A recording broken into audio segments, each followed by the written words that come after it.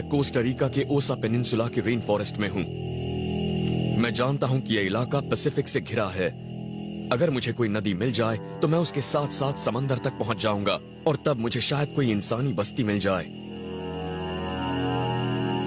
जमीन पर मौजूद पेड़ और झाड़ियां ज्यादा घने होते जा रही हैं और उनके बीच से गुजरना मुश्किल हो रहा है। ये झाड़ियां बहुत घनी हैं और अब ये दूसरे जंगल के ठीक बीचों बीच हैं। ऐसे जंगल में दिशा भटक जाना जानलेवा हो सकता है। इस इलाके में होने वाली 5 में से करीब 1 मौत इसलिए होती है क्योंकि सैलानी हड़बड़ाकर भटक जाते हैं। इन झाड़ियों के बीच से निकलना बहुत मुश्किल हो रहा है, पर मेरे लिए ये रास्ता फायदेमंद है क्योंकि ये पहाड़ी से नीचे जा रहा है और दूसरी बात, यहाँ कभी इंसानी बस्ती होती थी, तो हो सकता है कि यहाँ से मुझे बाहर निकलने का कोई रास्ता मिल जाए। 10 साल पहले अधेड़ उम्र की एक अमरीकी महिला रेन फॉरेस्ट में अकेले ही हाइकिंग के लिए निकली थी। वो रास्ता भूल गई, गिर गई और घायल हो गई। चल फिर ना पाने की वजह से वो वहीं अटक गई। हालांकि उसे ढूंढने वाले दल में 90 लोग थे, पर जब उसे 2 हफ्तों बाद ढूंढ निकाला गया तब तक उसका शव सड़ चुका था। मेरे पास अगर कोई बड़ा छुरा होता तो मैं कुछ ही घंटों में ये सब काट देता, पर मेरे पास फिलहाल बस एक चाकू है, इसीलिए काफी वक्त लग सकता है। मेरे हाथों में घाव होने लगे हैं, देखिए छाले पड़ गए हैं। ऐसे तो बात नहीं बनने वाली है, मुझे कुछ और करना होगा।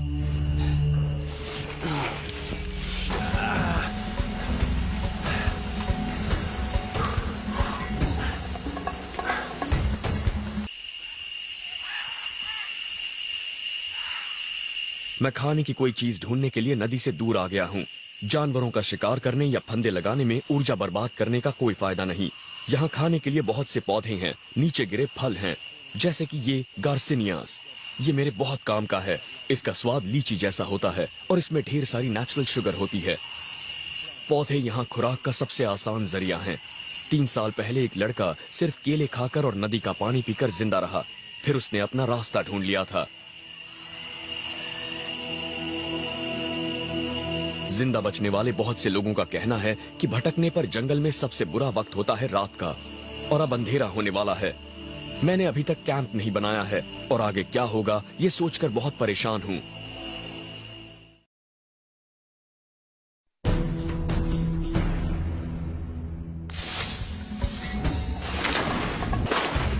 मैं कोस्टा रिका के रेन फॉरेस्ट में हूँ और मुझे बाहर निकलने का रास्ता ढूंढना है। डिसेंट्री डायरिया का एक बिगड़ा हुआ रूप है। शायद मैं इसका शिकार नहीं हुआ हूँ। शायद मेरे पेट में कोई वायरस चला गया है। हो सकता है मैंने गलती से किसी बैक्टीरिया या जानवर के मल को छू लिया हो। मुझे यकीन है कि मैंने कल जो पानी पिया था वो साफ था, लेकिन इसने मुझे याद दिलाया कि मुझे और ज्यादा सावधान होना चाहिए। पानी में बहुत से वायरस और माइक्रोब्स होते हैं, इसीलिए हाइकिंग पर जाने के दौरान हमेशा पानी साफ करने वाली गोलियां ले जाइए। पर कभी कभी किस्मत आपका साथ नहीं देती।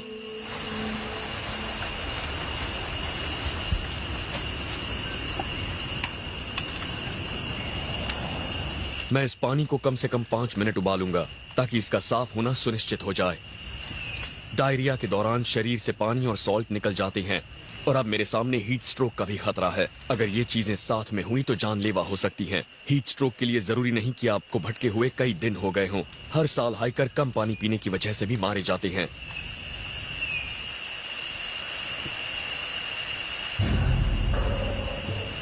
अब मुझे अपने पेट को ठीक करने वाली कोई चीज ढूंढनी होगी।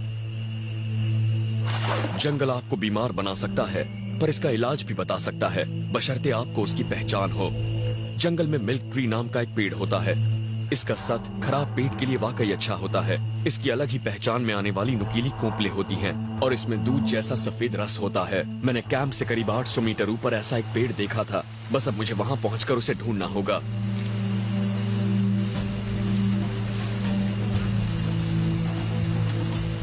इस तरह से चढ़कर ही मैं जल्द से जल्द ऊपर पहुंच पाऊंगा। शरीर में ताकत नहीं है, पर मैं जंगल में भटकते हुए आधा घंटा बर्बाद नहीं करना चाहता। शुक्र है इस चट्टान पर पकड़ने की कई जगहें हैं। लेकिन एक बार फिर पानी मुझे रोक रहा है।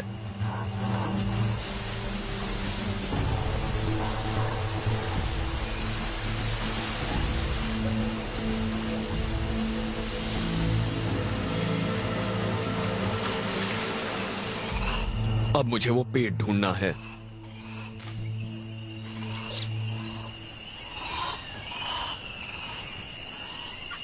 हमारे इस्तेमाल की करीब आधी दवाइयां रेन फॉरेस्ट के पौधों से ही बनाई जाती हैं। पेन किलर आइब्यूप्रोफेन को मंकी लैडर ट्री कहलाने वाली इस बेल से निकाला गया था। बस जाहिर है कि आपको यह पता होना चाहिए आप क्या ढूंढ रहे हैं, और मैं इसे ढूंढ रहा हूं।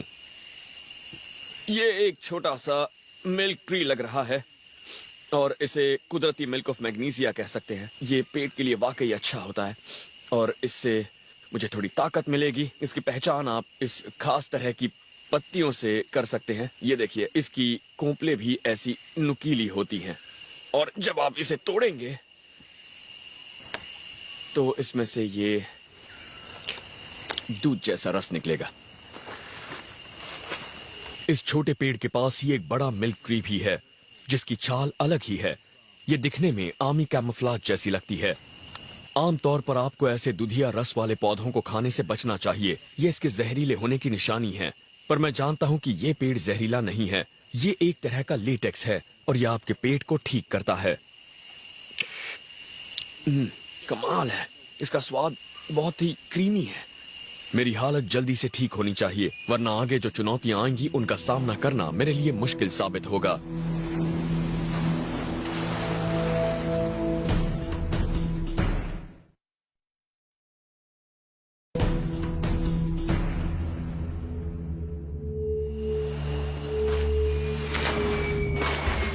मैं पूरी तरह से ठीक तो नहीं हूं, लेकिन मुझे नदी के साथ साथ धारा में नीचे की तरफ उतरते रहना होगा।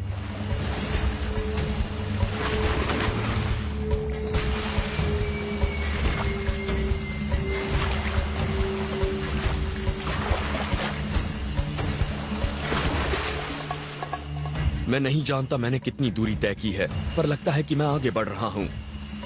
लेकिन इससे थकावट भी हो रही है और दूरियां तय करने में काफी लंबा वक्त भी लग रहा है। पेट खराब होने से मुझे कमजोरी महसूस हो रही है और मैंने पिछले 2 दिन से ठीक से कुछ खाया भी नहीं है। मैं जानता हूं कि जंगल में अंधेरा बहुत जल्दी छा जाता है, इसीलिए मुझे कैंप और खाना ढूंढना होगा। मैं ये भी जानता हूं कि आज मैंने ज्यादा फासला तय नहीं किया, इसीलिए मुझे जंगल में एक और रात बितानी होगी।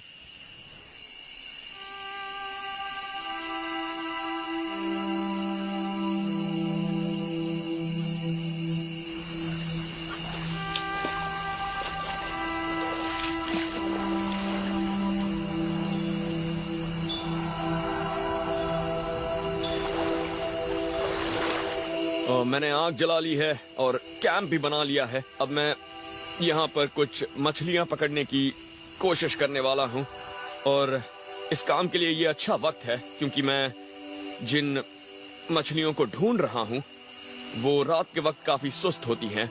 रोशनी के लिए मैंने बस एक लकड़ी ली है, इसके इर्द गिर्द पाम फाइबर लपेटा है और इस पर थोड़ा कैम्फर रेजिन डाला है ताकि ये मशाल जल सके। ये मशाल करीब 10 से 15 मिनट तक जलेगी।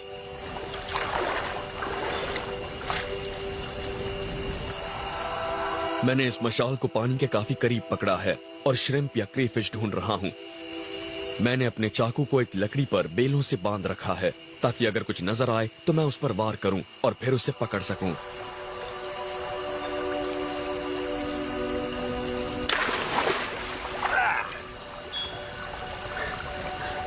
वाह, इस जंगल में मैंने ये पहली जिंदा चीज पकड़ी है और ये वाकई बढ़िया है।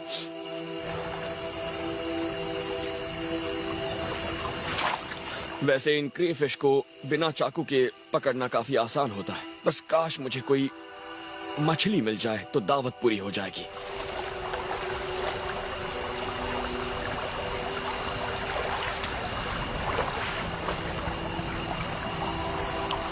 ओ, यहाँ पर एक है, पकड़ ली। अरे वाह, लगता है बात बन गई।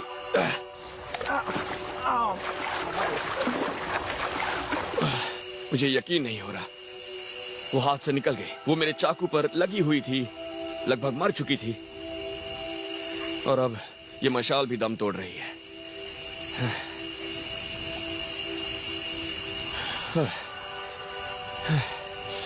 अब मेरे पास 4 क्रेफिश हैं और मेरे खाने का इंतजाम तो हो गया, पर आज दावत नहीं होगी। बस इसे आप मामूली खाना कह सकते हैं, पर मैं इन्हें मशाल बुझने से पहले पकाना चाहूंगा।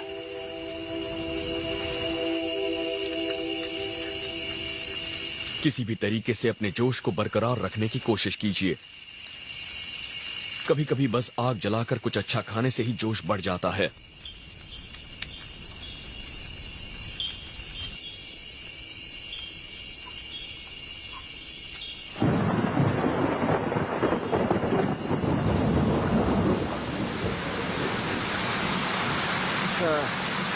जैसा कि आप देख सकते हैं, पिछले करीब 4 घंटों से बारिश हो रही है और बिजली चमक रही है, बादल गरज रहे हैं। उसके अलावा सब कुछ पूरी तरह से भीग चुका है। ये माहौल आपकी हिम्मत और आपके जोश को हरा सकता है। कैंप ने शुरुआत के कुछ घंटों में मेरा साथ दिया, लेकिन उसके बाद पानी हर कहीं से बरसने लगा।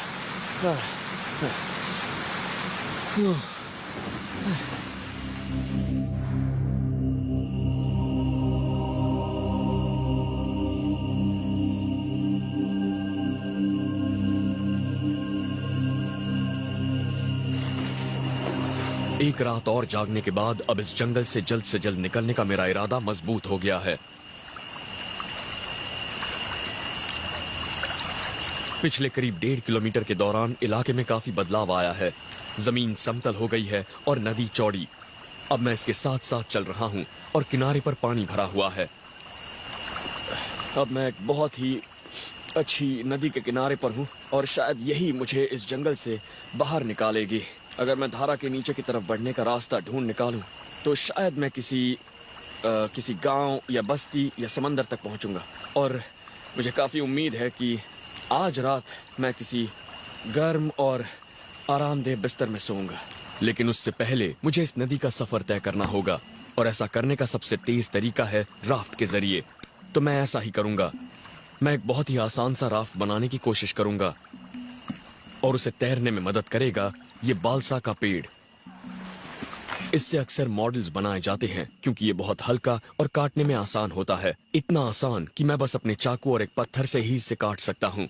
लगता है ये पेड़ यहाँ मेरे लिए ही उग रहा था, और ये दिखने में बेशक भारी लगता है, और ये इतना हल्का है कि आपको सुपरमैन जैसा लगता है। और कई दिन बाद मैं खुद को इतना ताकतवर महसूस कर रहा हूँ। मैं इसकी छाल उतार रहा हूँ और इससे मैं राफ्ट को बांधूंगा। ये बहुत मजबूत और बहुत लचीली होती है।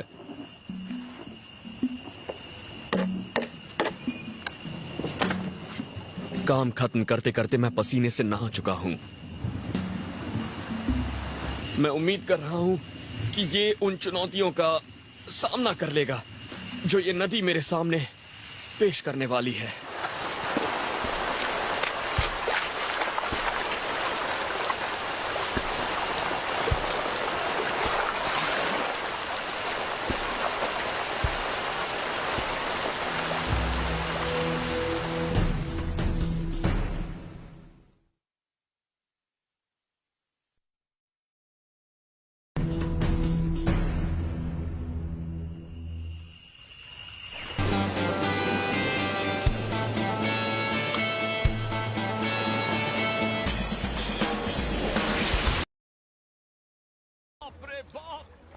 देखिए, वेल है, वेल। वो एक बड़ी सी हम्पबैक वेल है, मुझसे करीब 20 मीटर दूर है, और वो काफी बड़ी होती है। उनकी लंबाई 40 फुट तक हो सकती है। यकीन नहीं होता मैं उन्हें देख रहा हूं। मैं उनके बहुत करीब हूं। इतने बड़े मैमल्स के साथ समंदर में तैरने का अपना ही मजा होता है, और कितनी खूबसूरत है वो। मजा आ गया। टापू के करीब आते ही समंदर का रूप बदल जाता है। पानी के बहाव को किनारे की जमीन रोकती है, इसीलिए यहाँ पर लहरें तेज हैं। इनसे लड़ना बहुत मुश्किल है। हमने उन धाराओं को तो पार कर लिया, पर अब चुनौती है इन चट्टानों पर आती लहरों से निपटना। मैं इस गली के अंदर जाने की कोशिश करता हूँ। जरा संभल कर, पहले मैं जाकर देखता हूँ। जब 5 फुट ऊंची लहरों का सामना करना हो तो आपको बहुत चौकन्ना रहना पड़ता है। चट्टानों से टकराएं तो भारी पड़ सकता है। ओके, आ जाओ। ठीक है, ऊपर ऊपर ऊपर। बढ़िया। मैं सूखी जमीन पर तो आ गया हूँ, लेकिन चारों ओर पानी से घिरा हुआ हूँ और मेरे सामने 60 फुट ऊंची चट्टान है। मुझे इस पर चढ़ना होगा। लगता है यहां से चढ़ सकते हैं। शुरू करें।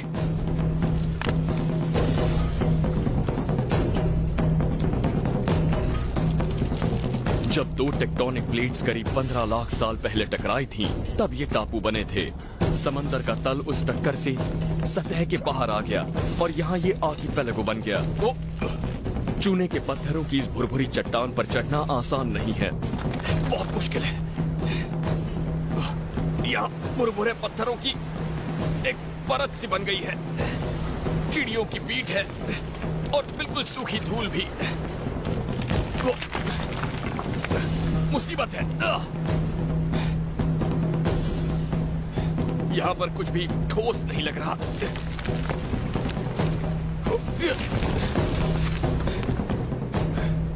ठीक है, ऊपर चढ़ते हैं।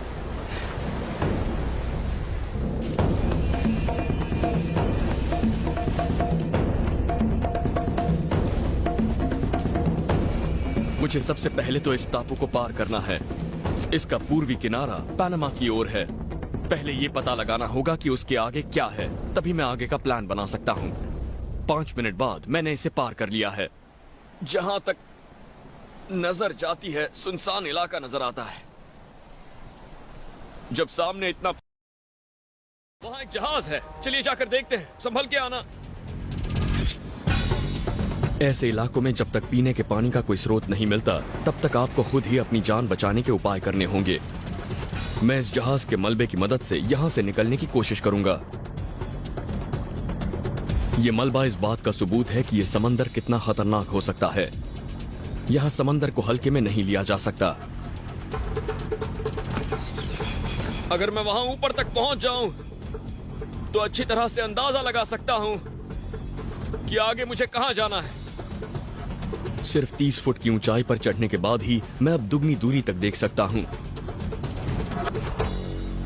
यहां से नजारा तो खूबसूरत है, लेकिन बुरी खबर है कि मुख्य द्वीप वहां पर है और वहां तक पहुंचने के लिए मुझे समंदर में कम से कम 8 किलोमीटर का रास्ता तय करना होगा। अगर मुझे अपनी जान बचानी है तो मुझे वहां पहुंचना होगा। मैं जानता हूं वहां तक कैसे जाना है, बस हमें नीचे उतरना होगा। इस टापू से जाने का एक ही रास्ता है, समंदर। देखिए कितना कचरा पड़ा है। जिस जबरदस्त तूफान ने इस जहाज को किनारे तक पहुंचाया होगा, उसी की वजह से इतना कचरा भी इकट्ठा हुआ है। मैं इनसे एक राफ्ट बना सकता हूं, लेकिन वो मजबूत होना चाहिए। किसी का कचरा किसी के काम आ सकता है। यहाँ बहकर आए बांस से मैं उसका फ्रेम बना सकता हूँ, जिससे राफ्ट को काफी मजबूती मिलेगी। मैं इन तीनों को एक साथ बांधकर राफ्ट का हल बना सकता हूँ और फिर उसी तरह से एक और ढांचा बनाकर मैं एक अच्छा सा कैटमरान बना सकता हूँ। इन प्लास्टिक के डिब्बों की वजह से मेरा राफ्ट पानी पर तैर पाएगा। मेरा प्लान तो अच्छा है, लेकिन मुसीबत यह है कि इन बोतलों के ढक्कन हैं ही नहीं। मुझे ऐसी बोतलें ढूंढनी होंगी जो इसके जैसी हो। हाँ, ये ठीक है। जितना हो सके राफ्ट को पानी पर तैरना होगा। यहाँ ग्रेट व्हाइट शार्क्स घूमती रहती हैं, इसीलिए मैं समंदर से ज्यादा दूर रहना चाहता हूँ। मैं उस जगह पर हूँ जहाँ ज्वार का पानी चढ़ जाता है। मैं चाहता हूँ कि जैसे ही पानी चढ़े मैं यहाँ से निकल जाऊं। ज्वार का पानी मुझे मुख्य भूमि तक पहुंचा देगा, लेकिन किनारे पर बह रही तेज हवाएं एक बड़ी मुसीबत हैं। मैं अपने पीछे से बह रही हवा से ज्यादा ज्वार के पानी पर